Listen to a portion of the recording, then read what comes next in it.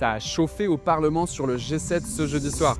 Les élus devaient décider d'interdire ou de tolérer la manif du 14 juin, mais pas que. Et puis, surprise, c'est finalement le MCG qui a marqué des points. J'y étais, voilà ce qu'il faut retenir. La tension, elle a déjà monté avant que les débats commencent. Environ 200 personnes ont manifesté devant l'hôtel de ville, là où se réunissait le Parlement, pour une session spéciale G7. Les protestataires ont hué les parlementaires qui arrivaient. Caroline Cass, la ministre socialiste de la Sécurité, elle s'est fait pas mal siffler. Les anti-G7 lui en veulent parce que, avec le gouvernement, Cast refuse que la manif passe sur le pont du Mont-Blanc. Les autorités ont imposé un parcours au cortège qui devra rester sur la rive droite. J'ai demandé à un membre de la coalition No G7 pourquoi ça leur convient pas. Regarde. Il y a aussi des problématiques sécuritaires avec leur parcours, c'est-à-dire en fait ils nous concentrent sur la rive droite en nous disant ah bah voilà ça sera plus sécuritaire. En fait c'est l'inverse, c'est un parcours qui passe dans plein de rues commerçantes, donc par rapport à leur peur, soi-disant que oulala les vitrines, qu'est-ce qui va se passer? La rue de la Servette, il y a plein de petits commerces. Le problème c'est les boutiques de luxe qui sont sur la rue du Rhône, et ces boutiques de luxe là, on n'allait même pas y passer avec le Hulacustre. Par contre, les petits commerces, ça ils s'en foutent complètement. Le gros sujet des débats, c'était un projet de loi du PLR qui aurait interdit les manifs anti-G7 pendant le sommet. Les débats sont devenus assez chauds par moments à l'intérieur, alors que la manif elle faisait du bruit depuis l'extérieur. Il y a eu de nouveau quelques huées quand des parlementaires qui buvaient des verres sont apparus sur la terrasse au-dessus des protestataires. Finalement, c'est LJS et le MCG qui ont fait peser la balance avec les socialistes et les écolos.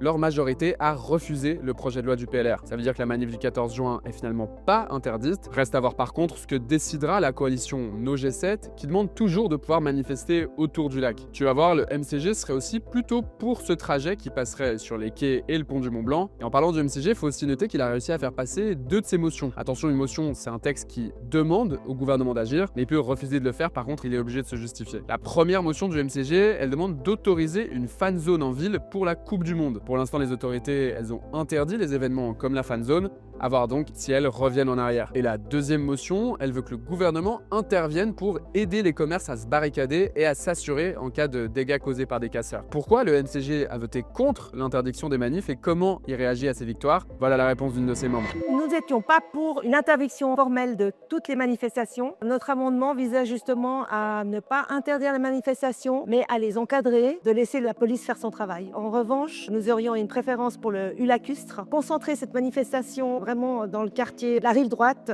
pour nous paraît un peu délicat. Et ça met en danger les commerces qui sont sur la rive droite. Ça péjore évidemment la qualité de vie des résidents. Ça va compliquer le travail des forces de l'ordre parce que la police, elle aura beaucoup plus à faire que si ça avait été sur le Hulacustre. Nous étions contre l'interdiction des fan zones. La Nati en plus étant qualifiée, il était important pour nous de pouvoir laisser fêter aux Genevoises et aux Genevois. C'est un manque à gagner également pour les commerçants de complètement interdire les manifestations telles que celles de la fan zone.